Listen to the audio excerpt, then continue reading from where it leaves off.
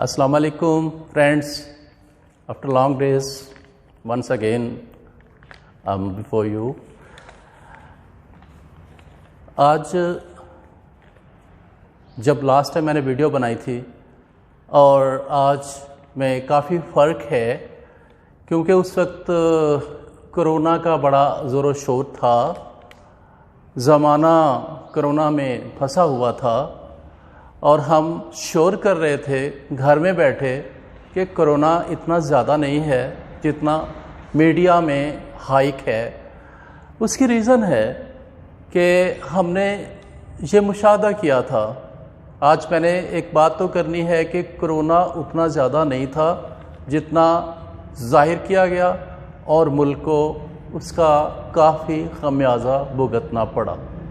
और हम जो पहले दिन से कहते आए हैं कि अदारे बंद ना किए जाएं, stay home stay safe policy जो थी was not appropriate for Pakistan, it was not shooting to Pakistan. मगर कोई सुनता नहीं था, चंद लोग, चंद आवाज़ें थी। क्योंकि आम तौर पे होता है कि जब मीडिया में किसी चीज़ का ज़ोर शोर हो, हाइक हो और एक तूफ़ान बादो बारा हो, तो आम लोग भी उसी रो में बहते चले जाते हैं। मैं अप्रिशिएट करता हूँ प्राइम मिनिस्टर इमरान खान को कि उसकी सोच बिल्कुल बड़ी अच्छी थी, परफेक्ट थी कि कोरोना हमारे मुल्क के हालात के मुताबिक इतना नुकसानदेह नहीं है, लिहाजा लॉकडाउन नहीं होना चाहिए, अदारे बंद नहीं करना चाहिए। मगर बकौल इमरान खान के अशराफिया ने बंद कराए। चले, जो होना था हो गया। अब सुप्रीम कोर्ट ने ये डिक्लेयर कर दिया है कि कोरोना पाकिस्तान में इतना नुकसानदेह नहीं है, लिहाजा सुप्रीम कोर्ट के ऑर्डर पे लॉकडाउन बंद किया गया है। बड़ी फ़नी सिचुएशन रही कि जी 4 दिन शॉप्स मार्केट्स खुलेंगी, 3 दिन नहीं खुलेंगी। बात तो वही है कि क्या कोरोना ऑन हॉलीडेज़ होगा उन दिनों। और अब देख लें, हमने पहले भी बात की कि कोरोना जब स्टार्ट हुआ, मैं बड़े दुख से ये बात कर रहा हूँ, तनकीद के नुक्ता नज़र से नहीं कर रहा, बल्कि मैं इस बात को रियलाइज़ करवाना चाहता हूँ कि हमें जज्बात की राह में बह जाने से बचना चाहिए था। पाकिस्तान के हालात पहले ही सही नहीं हैं, हम $100 अरब से ज़्यादा के पहले ही मकरूज़ हैं। अगर ये वक्त आया है पहली दफ़ा कि पाकिस्तान की पॉलिसियाँ पाकिस्तान में बन रही हैं, तो हमें इसका फ़ायदा उठाना चाहिए था। इंटरनेशनल हालात हमारी फेवर में थे, तेल की कीमतें कम हुई, मगर हम फ़ायदा ना उठा सके।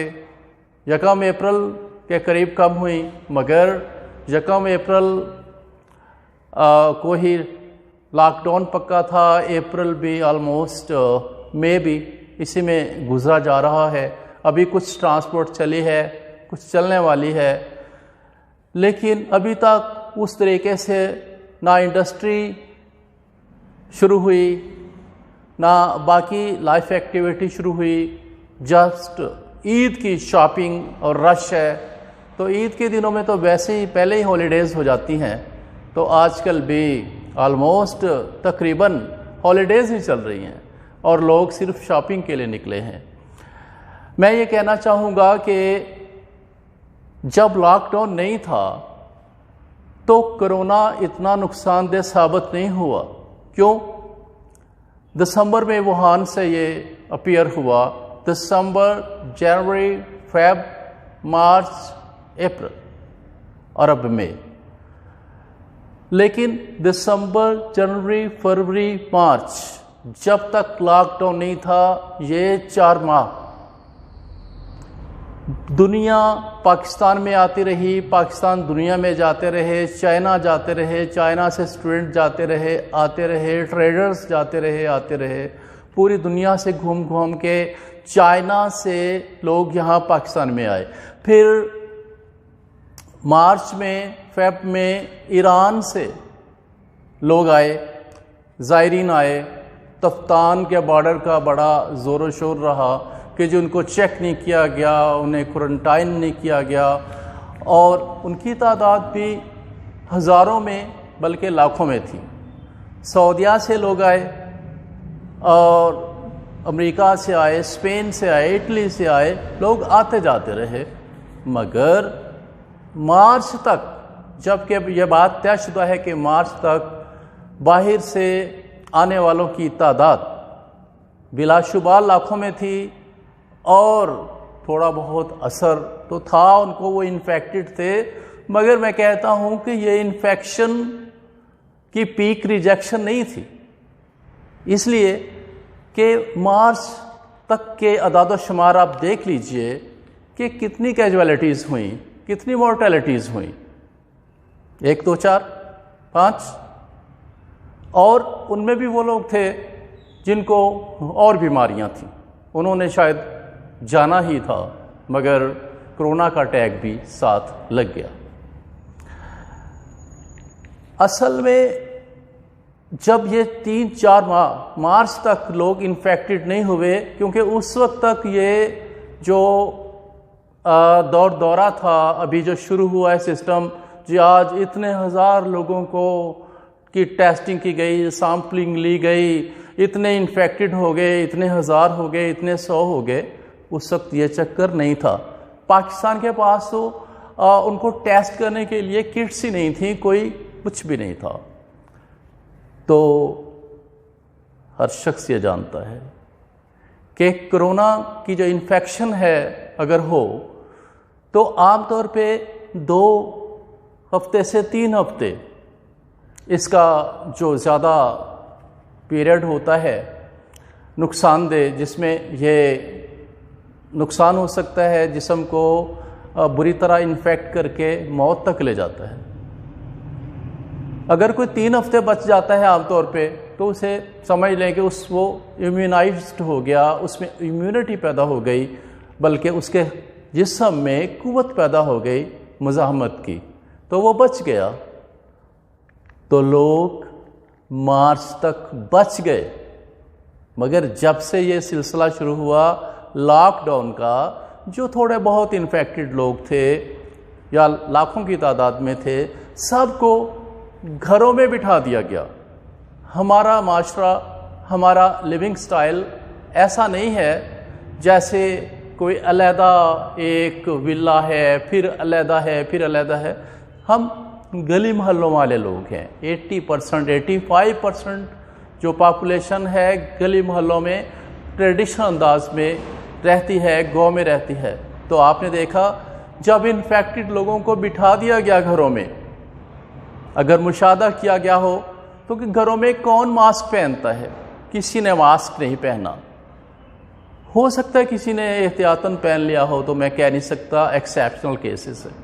تو جب ماسک ہی نہیں پہنا کسی نے، گھر کے افراد ہیں، اب پوری فیملی انفیکٹڈ نظر آ رہی ہے، کیونکہ لاک ڈاؤن میں انہیں قید کر کے بٹھا دیا گیا کہ تم بیٹھو۔ لیکن ایکچوئل کیا ہوا کہ آپ یوں مت سمجھے کہ افراد خانہ گھر میں بیٹھے تھے، وہ گلی محلے میں تھے۔ جو ہمارا سوشل سسٹم ہے، اب لوگوں کی جو انٹریکشن تھی پہلے سے زیادہ ہو گئی آپس میں، گلی محلے میں دوستوں کے ساتھ، کوئی تاش کھیل رہا ہے، کوئی کہیں بیٹھا ہے، کوئی کہیں بیٹھا ہے، تو خواتین کا بھی ایسے گھروں میں آنا جانا تھا، لہٰذا اس کے نتیجے میں اس جو سوشل مکسیشن تھی، سوشل مکسیشن نے جو کرونا پھیلانے میں اہم کردار ادا کیا ہے۔ اگر لاک ڈاؤن نہ ہوتا تو ہزاروں لوگ کام پہ ہوتے، کوئی سکول میں ہوتا، کوئی کالج میں ہوتا، کوئی فیکٹری میں ہوتا، کوئی روڈ پہ ہوتا، کوئی بس میں ہوتا، کوئی کار میں ہوتا، کوئی مارکیٹ میں ہوتا، تو زندگی کا پہیہ چلتا رہتا، نہ اربوں کا نقصان ہوتا، نہ اتنے لوگ انفیکٹڈ ہوتے۔ بس ایک شرط تھی، اور وہ تھی ماسکنگ۔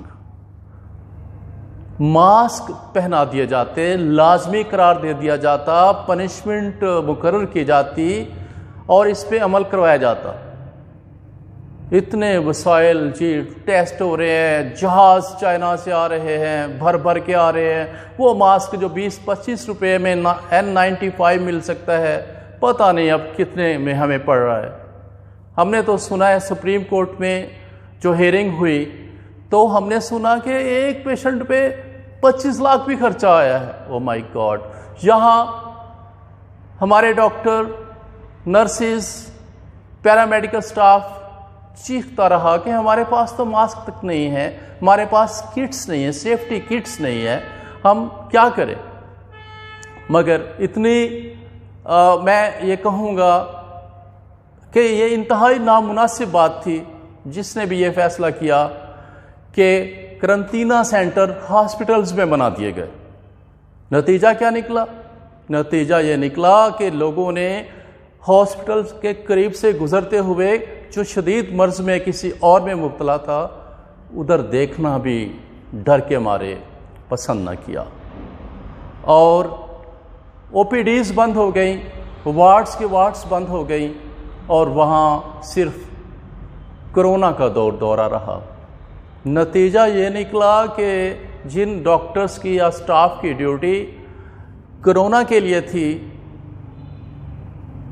اور وہ تو انفیکٹڈ ہوئے سو ہوئے کیونکہ انہیں پورے ماسک چیزیں نہیں ملی. جو دیگر وارڈز تھے وہ وہاں تک بھی. اب گائنی کی ڈاکٹر انفیکٹڈ ہو تو اس کا مطلب ہے کہ یہ فیصلہ ہی غلط تھا کہ ہاسپٹلز کو باقی بیماریوں کے لیے بند کر دیا جائے اور انہیں مرنے کے لیے چھوڑ دیا جائے اور جو بھی وہاں سے کسی کی لاش نکلے اس پہ کرونا کا ٹیگ لگاؤ. سوائے جو پیسہ خرچ ہوا گورنمنٹ نے خرچ کیا ہے وہ پیور پیسہ ہے، لوگوں کی جیبوں میں آیا ہے، جو 12,000 کے حساب سے فیڈرل گورنمنٹ نے دیا یا پنجاب گورنمنٹ بھی بے روزگاروں کے لیے یا فیڈرل گورنمنٹ دے رہی. یہ ٹھیک ہے مگر آخر اور پھر انڈسٹری کے لیے تقریباً سنا ہے کہ 1200 ارب اراؤنڈ $8 بلین کے قریب اس میں خرچہ آیا ہے یا آ جانا ہے. ہم وہ قوم ہیں جو پہلے ہی مانگتے پھرتے ہیں، ادھار لیتے ہیں، مقروض ہیں. تو ایک صرف اس فیصلے نے کہ لاک ڈاؤن تو لاک ڈاؤن نے ناک ڈاؤن کر دیا. مقروض ہو گئے. اب بجٹ بنے گا، پتہ چلے گا کہ کہاں کہاں ڈیفیسٹ ہے. تو میں یہ کہنا چاہوں گا کہ سپریم کورٹ نے جب ڈکلیئر کیا ہے تو جو شرح مواد ہے، یہ جو انفیکٹڈ لوگ ہیں اس دوران جو انفیکٹڈ ہوئے ہیں لاک ڈاؤن کے نتیجے میں، آج